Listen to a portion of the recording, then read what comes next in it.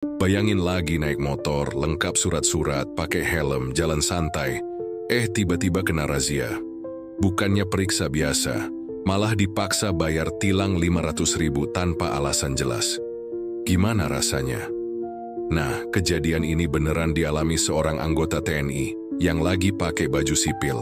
Awalnya mereka nggak tahu siapa yang mereka hadapi, sampai akhirnya, boom. Kartu tanda anggota keluar, dan semua polisi itu langsung pucat. Tapi cerita nggak berhenti di situ, bro. Beberapa minggu kemudian, giliran adiknya yang kena sasaran.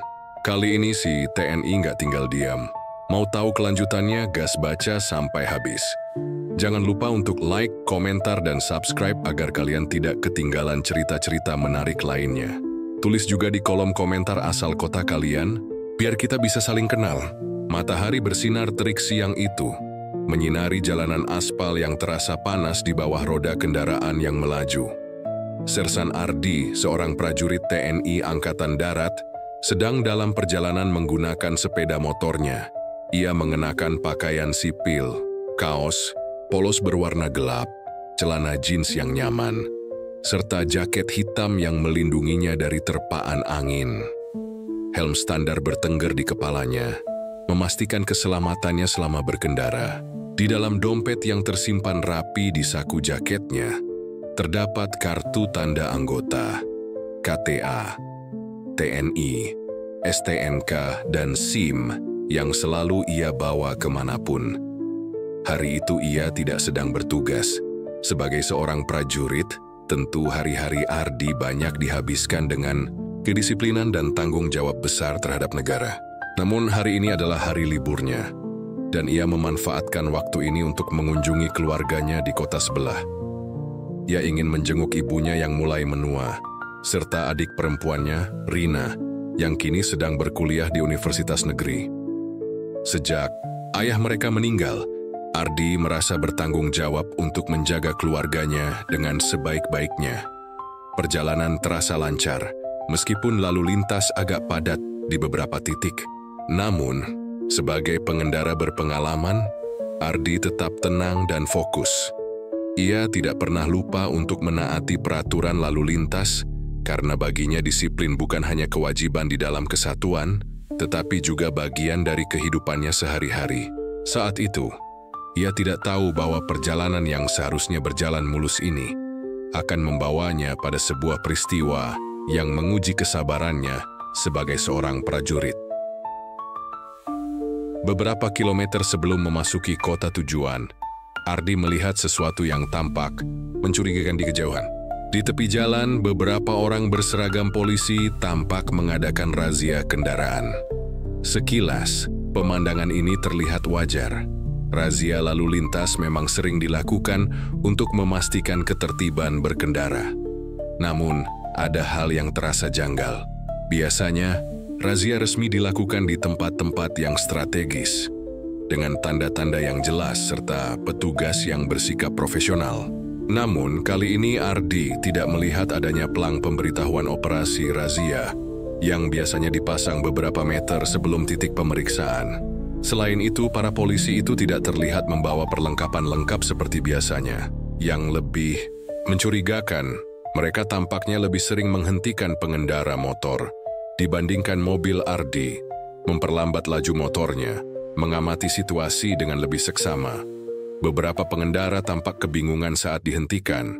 Beberapa dari mereka bahkan terlihat berdebat dengan petugas sebelum akhirnya mengeluarkan sejumlah uang dan diperbolehkan pergi. Ardi mengernyit. Ia semakin yakin ada yang tidak beres dengan razia ini. Namun ia tidak punya alasan untuk menghindar. Baginya, tidak ada yang perlu ditakuti jika dirinya memang tidak bersalah.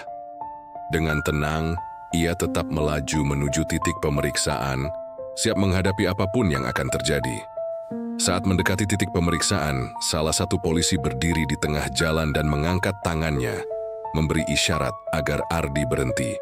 Ardi menepikan motor dengan rapi, memastikan bahwa ia tidak melanggar aturan apapun. Ia mematikan mesin dan membuka kaca helmnya, memperlihatkan wajahnya yang tetap tenang. "Selamat siang, Pak." Tolong tunjukkan surat-surat kendaraan Anda, ujar seorang polisi dengan nada datar. Ardi mengangguk dan dengan sopan mengeluarkan STNK serta SIM dari dompetnya. Ia menyerahkannya kepada polisi itu tanpa sedikit pun menunjukkan keraguan. Polisi itu menerima surat-surat tersebut, namun alih-alih memeriksanya dengan teliti, ia hanya melihatnya sekilas sebelum menyeringai kecil. Sepertinya ada pelanggaran di sini, kata polisi itu sambil melipat tangannya. Ardi tetap tenang.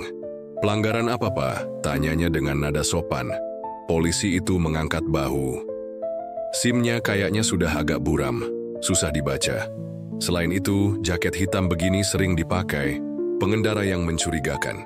Bisa jadi pelanggaran kalau dianggap mengganggu keamanan. Ardi mengerutkan kening. Alasan yang diberikan terdengar mengada-ada. Ia tahu betul bahwa SIM-nya masih dalam kondisi baik, dan jaket hitam bukanlah alasan sah untuk menilang seseorang. Namun ia tetap menahan diri. Begini saja, lanjut polisi itu. Daripada ribet, lebih baik selesaikan di sini saja. 300.000, dan Anda bisa lanjut perjalanan tanpa masalah. Mendengar permintaan itu, Ardi mulai merasa ada yang tidak beres. Ia sudah menduga sejak awal bahwa razia ini kemungkinan besar hanyalah modus pemerasan oleh oknum yang tidak bertanggung jawab. Namun, sebagai warga negara yang baik, ia ingin memastikan semuanya sesuai prosedur sebelum bertindak lebih jauh. Maaf, Pak, katanya dengan nada tegas namun tetap sopan. Saya ingin tahu, apakah razia ini resmi? Bisa saya lihat surat tugasnya? Permintaan itu membuat wajah polisi tersebut berubah. Dari yang semula terlihat santai, kini sorot matanya menjadi lebih tajam. Beberapa polisi lain yang berada di sekitar mulai mendekat, seolah merasa bahwa permintaan Ardi adalah sebuah ancaman. Bagi mereka, kamu ngajarin saya kerja, hah? Bentak polisi itu tiba-tiba. Nada suaranya naik beberapa oktav, seolah ingin menunjukkan dominasi. Kalau saya bilang ada pelanggaran, ya ada pelanggaran. Jangan banyak tanya. Ardi menghela napas panjang. Kebisu, menghadapi orang yang bertindak sewenang-wenang seperti ini, tidak bisa dengan cara kasar. Namun ia juga tidak bisa membiarkan dirinya diperlakukan tidak adil. Menyadari bahwa situasi mulai memanas, Ardi memutuskan untuk mengakhiri perdebatan ini dengan cara yang lebih efektif. Ia merogoh saku jaketnya dan mengeluarkan kartu tanda anggota TNI-nya. Dengan tenang ia memperlihatkannya kepada polisi yang tadi membentaknya. Saya anggota TNI, Pak, katanya dengan nada datar namun penuh wibawa. Jika saya memang melakukan pelanggaran, silakan tilang saya sesuai prosedur resmi. Begitu melihat kartu tanda anggota itu, suasana mendadak berubah. Polisi yang tadi begitu lantang berbicara kini terdiam, wajahnya pucat pasi. Beberapa rekannya yang tadi ikut mendekat pun mundur perlahan, seolah tak ingin terlibat lebih jauh. Salah. Satu dari mereka akhirnya berdehem dan berkata, ini cuma pemeriksaan rutin, Pak. Silakan lanjutkan perjalanan Anda. Ardi tersenyum tipis. Ia tidak berkata apa-apa lagi. Dengan tenang, ia mengambil kembali surat-suratnya, menyalakan motornya dan pergi meninggalkan tempat itu. Namun, dalam hatinya, ia tahu bahwa kejadian ini belum selesai. Ia telah mengingat wajah-wajah mereka, dan ia yakin suatu hari nanti ia akan menemukan cara untuk menindak mereka secara hukum. Ardi melanjutkan perjalanannya, namun pikirannya masih dipenuhi dengan kejadian barusan. Rasanya ada sesuatu yang mengganggu perasaannya. Ia telah banyak bertemu dengan berbagai aparat selama bertugas baik dari kepolisian maupun instansi lainnya. Ia tahu bahwa sebagian besar dari mereka adalah orang-orang baik yang menjalankan tugasnya dengan penuh dedikasi dan integritas. Namun, ia juga sadar bahwa di setiap institusi selalu ada oknum yang menyalahgunakan wewenang mereka demi keuntungan pribadi. Ia mengingat wajah-wajah para polisi tadi, cara mereka berbicara, nada suara mereka, serta bagaimana mereka bereaksi saat ia meminta surat tugas. Semua itu semakin memperjelas bahwa razia tadi hanyalah akal-akalan mereka untuk mendapatkan uang dari para pengendara yang tidak berdaya. Jika dirinya, seorang anggota TNI saja hampir menjadi korban, Bagaimana dengan masyarakat biasa yang tidak memiliki kekuatan untuk melawan? Pikirannya terus berputar. Ia bahkan sempat mempertimbangkan untuk langsung melaporkan kejadian ini ke pihak berwenang. Namun tanpa bukti yang kuat, laporannya bisa saja dianggap angin lalu. Ia hanya punya pengamatan dan pengalaman pribadinya yang tentu saja belum cukup untuk membawa mereka ke hadapan hukum. Dalam hatinya, Ardi berjanji jika suatu hari ia menemukan kembali praktik seperti ini, ia tidak akan tinggal diam. Sebagai seorang prajurit, ia telah berjanji untuk melindungi rakyat dari segala bentuk penindasan, tak peduli dari mana asalnya. Dan ia yakin cepat atau lambat, kebenaran akan menemukan jalannya sendiri. Beberapa minggu berlalu sejak insiden razia ilegal itu. Ardi telah kembali pada rutinitasnya sebagai seorang prajurit, menjalani latihan dan tugas-tugasnya dengan penuh kedisiplinan. Namun, satu hal yang tidak ia sangka adalah bahwa kejadian serupa akan menimpa keluarganya sendiri. Hari itu, adiknya, Rina, yang masih berkuliah, sedang dalam perjalanan menuju kampus. Ia mengendarai motor metik kesayangannya, sebuah hadiah dari almarhum ayah mereka sebelum meninggal dunia. Rina adalah gadis yang disiplin dan selalu mengikuti aturan. Sebelum berangkat, ia memastikan semua surat-surat kendaraannya lengkap, mengenakan 3M Kodes Mawaswi Rambu lalu lintas. Namun, nasib berkata lain. Saat melewati sebuah jalan yang agak sepi, tiba-tiba ia melihat beberapa polisi berdiri di pinggir jalan, menghentikan beberapa pengendara motor. Jantungnya berdetak sedikit lebih cepat. Pikirannya melayang pada cerita kakaknya tentang razia ilegal yang dialaminya beberapa waktu lalu. Benar saja, salah satu polisi melambaikan tangan, memberi isyarat agar Rina berhenti. Ia menepikan motornya dan menarik napas panjang, berusaha tetap tenang. Ia yakin tidak melakukan pelanggaran apa pun.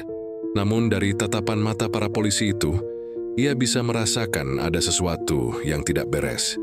Seorang polisi mendekati Rina dan langsung berkata, "Tolong tunjukkan surat-surat kendaraanmu." Dengan sigap, Rina mengeluarkan STNK dan SIM dari dalam tasnya, menyerahkannya kepada polisi itu tanpa sedikit pun merasa bersalah. Polisi tersebut menerimanya, menatapnya sebentar, lalu tersenyum tipis. Ini SIM-nya. Kok kayaknya kurang jelas ya fotonya? Bisa jadi ini nggak valid, katanya sambil memainkan kartu SIM Rina di tangannya. Rina mengerutkan kening. "Maaf, Pak, tapi SIM saya masih berlaku dan jelas terbaca." Polisi itu melirik rekannya, lalu kembali menatap Rina dengan ekspresi serius. "Begini, Dik, daripada ribet lebih baik kita selesaikan di sini saja. Kalau mau lanjut tanpa masalah bayar saja. 500.000. Rina terperanjat. 500.000, tapi saya tidak melakukan pelanggaran apapun, Pak, protesnya. Polisi itu menghela napas berpura-pura sabar. "Dek, jangan bikin susah diri sendiri. Kalau nggak mau ribet ke kantor polisi, lebih baik bayar di sini. Saya kasih harga murah karena kamu masih mahasiswa." Rina mulai merasa ketakutan. Ia tahu bahwa ini tidak benar, tapi ia juga tahu bahwa berdebat dengan mereka mungkin hanya akan memperburuk situasi. Ia menggigit bibirnya, berpikir keras. Haruskah ia menghubungi kakaknya? Tangan Rina gemetar saat ia meraih ponselnya. Ia tidak tahu apakah menghubungi Ardi akan menyelesaikan masalah ini atau justru membuat situasi semakin rumit. Namun, di dalam tweetnya, dia merisi bahwa kakaknya adalah satu-satunya orang yang bisa membantunya saat ini. Dengan suara pelan, ia menghubungi Ardi. "Mas, aku ditilang tanpa alasan jelas," katanya dengan suara bergetar. Dari seberang telepon, Ardi bisa langsung merasakan ada yang tidak beres. "Di mana lokasimu sekarang?" tanyanya cepat. Rina menoleh ke sekitar, mencoba membaca papan jalan. "Aku di dekat perempatan jalan raya utama. Mereka bilang SIM-ku tidak jelas dan minta 500.000 kalau aku mau lanjut." Mata Ardi langsung menyala penuh amarah. Ia menggenggam erat ponselnya, berusaha menahan emosi. "Dengarkan aku baik-baik, jangan berikan uang apapun. Aku akan segera ke sana." Rina mengangguk meski Ardi tidak bisa melihatnya. "Baik, Mas." Saat telepon berakhir, Rina menatap polisi yang masih berdiri di depannya dengan wajah penuh harapan bahwa kakaknya akan segera datang. Namun polisi itu tampaknya tidak menyadari bahwa mereka baru saja memilih korban yang salah. Di barak, Ardi langsung bergegas mengambil jaket dan kunci motornya. Wajahnya menunjukkan ekspresi yang tidak biasa, marah, tegang, namun tetap fokus. Ia tahu bahwa ini bukan sekadar tentang adiknya saja. Ini adalah bukti nyata bahwa para oknum polisi itu masih terus melakukan aksinya tanpa rasa takut. Saat keluar dari gerbang markas, beberapa rekannya melihat ekspresinya yang berbeda dari biasanya. "Ada apa, Dan?" tanya salah seorang prajurit yang mengenalnya dengan baik. Ardi berhenti sejenak menatapnya tajam. "Adikku ditilang tanpa alasan, dan mereka minta uang 500.000. Aku yakin ini ulah oknum yang sama." Temannya mengangguk mengerti. "Butuh bantuan?" Ardi berpikir sejenak lalu mengangguk. "Ya, aku butuh saksi dan aku ingin ada bukti yang cukup kuat. Aku tidak akan membiarkan ini terus terjadi." Beberapa rekannya langsung bersiap. Mereka tahu bahwa sebagai prajurit, mereka bukan hanya bertugas melindungi negara, tetapi juga rakyat yang menjadi korban ketidakadilan. Ardi mengendarai motornya dengan kecepatan tinggi menuju lokasi Rina.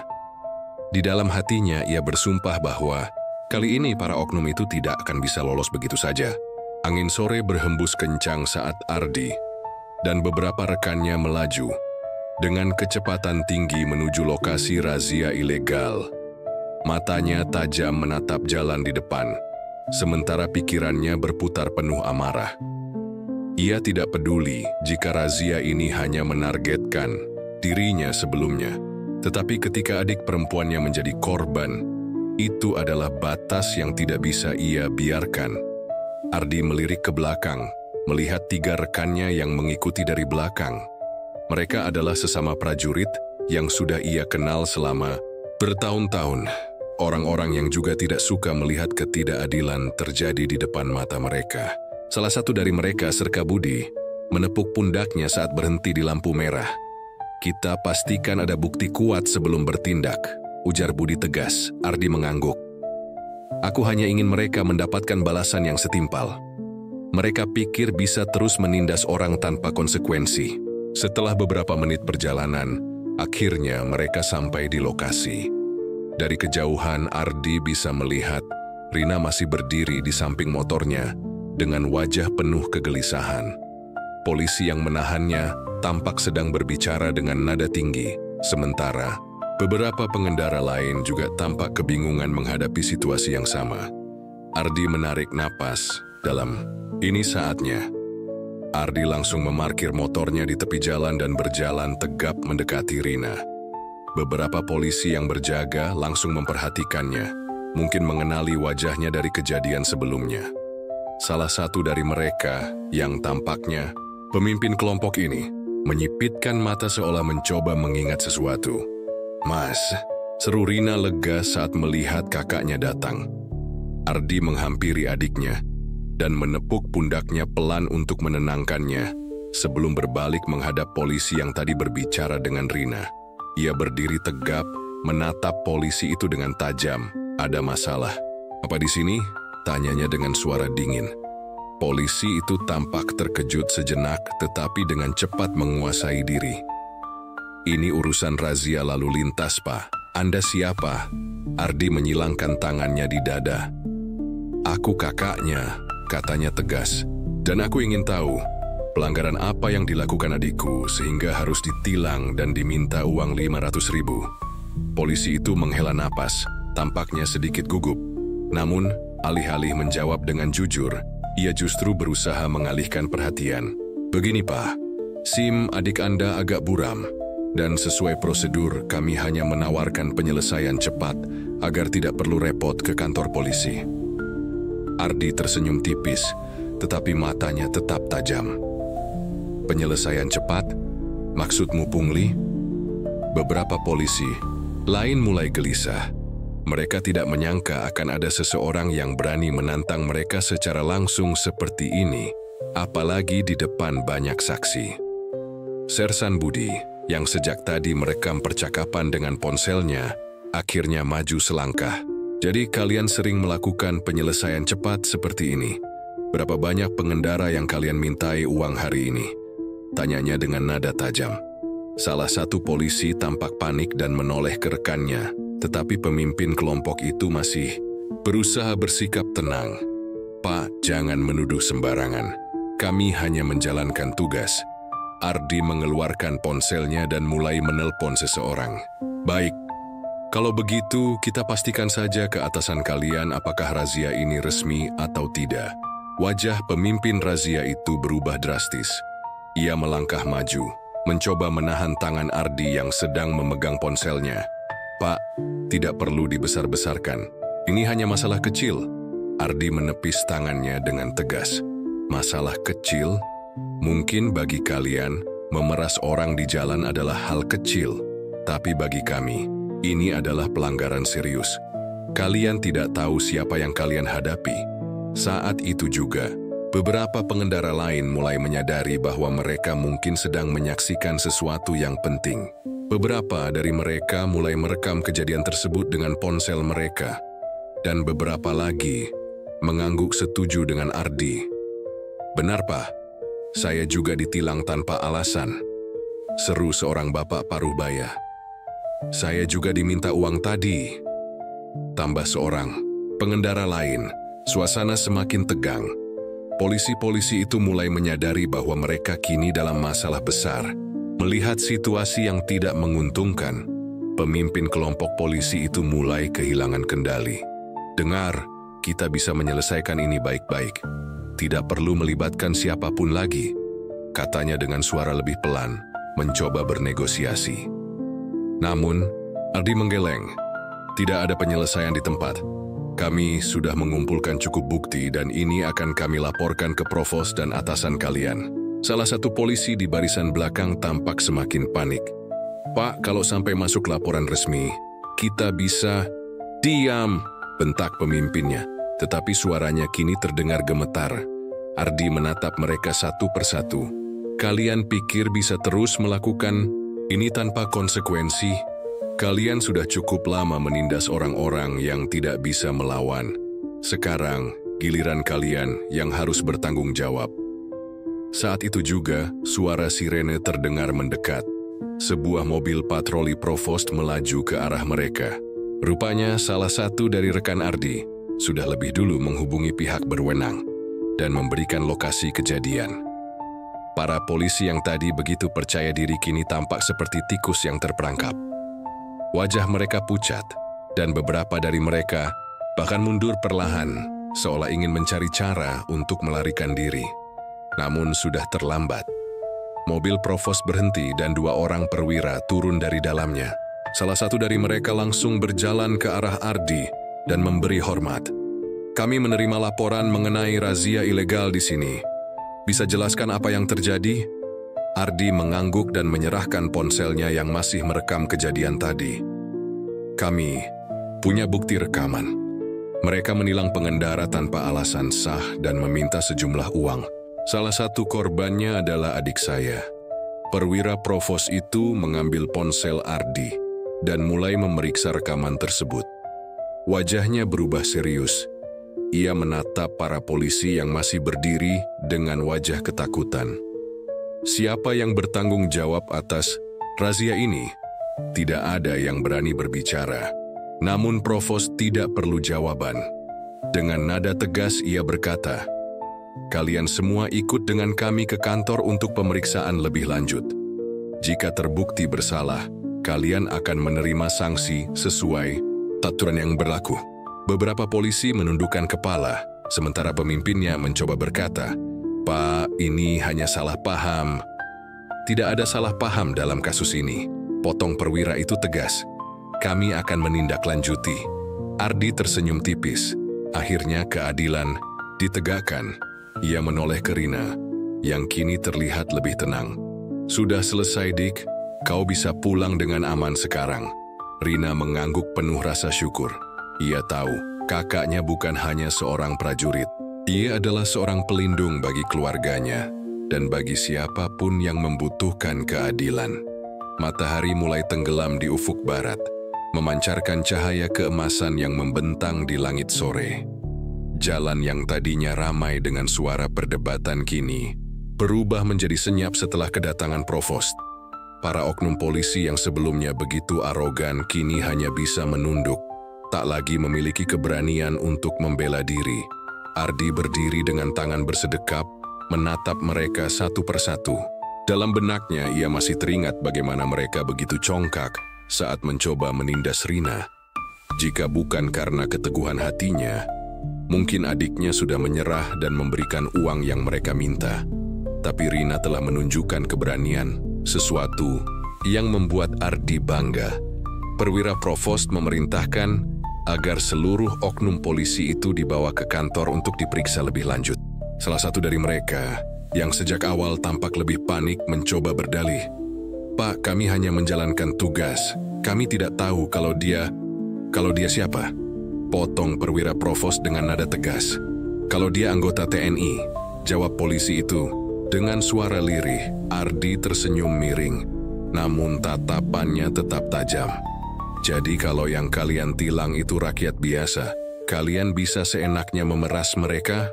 Begitu?" Tidak ada jawaban. Semua polisi itu hanya menunduk dalam diam. Setelah memastikan bahwa semua bukti telah dikumpulkan, Ardi menarik napas dalam dan berbalik menghadap Rina. "Kamu baik-baik saja?" tanyanya dengan lembut. Nada suaranya jauh lebih tenang dibanding saat berbicara dengan para polisi tadi.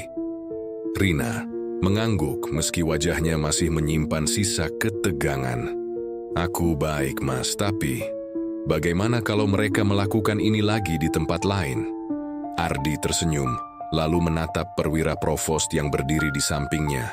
"Itulah kenapa kita harus memastikan mereka mendapat hukuman yang setimpal," katanya lebih kepada dirinya sendiri. Perwira Provost mengangguk setuju. "Jangan khawatir, kasus ini tidak akan kami diamkan.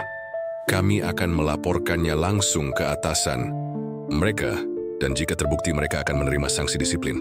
Terima kasih telah memberikan informasi ini, Serda Ardi." Ardi memberi hormat singkat. "Sudah tugas kami, Pak. Tidak ada tempat bagi oknum seperti mereka di negeri ini." Sementara itu, para pengendara yang tadi menjadi korban ikut menghela napas lega. Beberapa dari mereka menghampiri Ardi dan mengucapkan terima kasih. Salah satu dari mereka, seorang pria paruh baya yang tampaknya seorang pegawai kantoran, berkata dengan tulus, "Terima kasih, Nah. Kalau bukan karena kamu, kami pasti sudah kehilangan uang kami hari ini." Ardi hanya tersenyum. "Jangan berterima kasih pada saya, Pak. Kita semua harus berani melawan ketidakadilan. Kalau kita diam, mereka akan terus melakukan ini." Setelah semuanya selesai, Ardi dan rekan-rekannya bersiap untuk pergi. Rina masih berdiri di samping motornya, kini merasa jauh lebih tenang dibanding sebelumnya. Ardi menepuk bahunya pelan. "Lain kali kalau ada yang mencurigakan, langsung hubungi aku. Jangan pernah menyerah begitu saja." Rina mengangguk sambil tersenyum tipis. "Aku janji, Mas." Sersan Budi, yang sejak tadi merekam kejadian dengan ponselnya, menyelipkan perangkat itu kembali ke sakunya. "Hari ini kita melakukan hal yang benar, tapi aku yakin masih banyak di luar sana yang mengalami hal serupa tanpa bisa melawan." Ardi mengangguk, tatapannya menerawang jauh. "Benar, kita tidak bisa mengawasi semua tempat sekaligus. Tapi setidaknya kita bisa memastikan bahwa orang-orang seperti mereka tidak merasa aman lagi untuk melakukan ini." Perwira Provost menyalami Junardi dan rekan-rekannya sebelum masuk ke mobilnya bersama para polisi yang telah ditangkap. Ardi menatap mobil itu menjauh, merasa lega, tetapi juga sadar bahwa perjuangan ini belum berakhir. Mereka menyalakan motor mereka dan bersiap meninggalkan lokasi. Namun sebelum pergi, Ardi menoleh sekali lagi ke arah Rina. "Hati-hati di jalan. Langsung pulang ya." Rina tersenyum. "Iya, Mas." Dalam perjalanan pulang, Ardi dan rekan-rekannya mengendarai motor dengan kecepatan sedang, menikmati udara sore yang kini terasa lebih sejuk. Tidak ada lagi amarah atau ketegangan, hanya perasaan lega dan puas. Sersan Budi yang melaju di samping Ardi tertawa kecil. Jadi kapan kita mulai memburu oknum-oknum lain di tempat lain? Ardi tersenyum miring. Kalau aku bisa, aku ingin bersihkan semuanya dalam sehari. Tapi kita tahu itu tidak mungkin. Setidaknya kita sudah melakukan bagian kita hari ini. Prajurit lain yang ikut bersama mereka menambahkan, aku yakin video rekaman tadi bisa jadi bukti yang kuat. Kalau viral, bisa saja ini jadi peringatan buat oknum-oknum lain. Ardi mengangguk. Semoga saja. Yang jelas mereka tidak akan lupa dengan apa yang terjadi hari ini. Angin sore terus berhembus, membawa pergi sisa ketegangan yang tadi memenuhi udara. Mereka semua tahu bahwa ini hanyalah satu dari sekian banyak pertempuran melawan ketidakadilan. Tapi satu hal yang pasti, selama mereka masih berdiri sebagai prajurit, mereka tidak akan tinggal diam. Sesampainya di rumah, Ardi mendapati ibunya sedang menunggu di depan pintu. Wajahnya dipenuhi kekhawatiran. Rina sudah cerita semuanya. Katanya begitu melihat Ardi turun dari motornya. Ardi tersenyum kecil. Semua sudah beres, Bu. Polisi-polisi itu sudah ditangani Provost. Ibunya menghela napas lega, tetapi tetap saja terlihat sedikit cemas. Kamu harus hati-hati, Nak. Tidak semua orang senang jika ada yang berani melawan mereka. Ardi mengangguk. Aku tahu, Bu. Tapi kalau kita terus diam, mereka akan semakin berani. Ibunya hanya bisa mengelus kepala Ardi, seolah mengingatkan bahwa di balik seragam TNI yang gagah itu, ia tetaplah anaknya yang dulu kecil dan polos. Yang penting kamu selalu jaga diri, katanya lembut. Ardi tersenyum. Pasti, Bu. Di dalam kamarnya sebelum tidur, Ardi kembali membuka ponselnya dan melihat rekaman kejadian tadi. Ia mengunggahnya ke grup internal militer untuk dijadikan bahan laporan, tetapi ia juga tahu bahwa ini bukan akhir dari segalanya. Ini hanyalah satu kemenangan kecil dalam perang panjang melawan ketidakadilan. Dan ia, seorang prajurit TNI, akan selalu siap berjuang.